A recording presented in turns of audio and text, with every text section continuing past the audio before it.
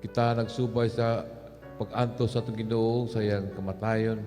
O tingali makapangutana kita ngano man unsay kapuslanan sa iyang kamatayon.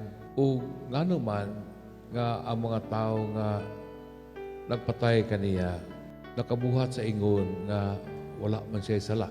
Tungod ba kay sila mga tao nga labihan ka mabangis, walay kaluoy, mga tao nga mga dautan.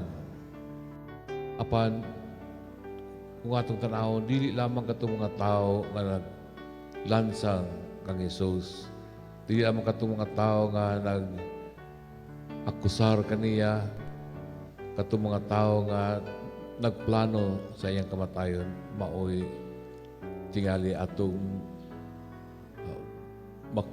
makita sa atong kagalingan kundi ang uban usab nga mga nahiagom nining maong sugilanon tingali kita sa atong kagalingon diha sa ilang mga buhat usab. Tingali makaingon ta, ako dili man siguro ko sama ni atong mga tao nga mabangis nga naglansang kay Jesus. Dili man ako inana kadautan. Apan base kung atong tanawon may sama kita ni atong uban. Kinsa kini sila pananglitan katong mga tao nga sa pagsulod ni Jesus sa Jerusalem, sila nagwagay-wagay sa ilang mga palma ug misinggit, Husana sa anak ni David. Husana sa hari. Mabuhi ang hari. Sila nag-welcome sa atong Ginoo.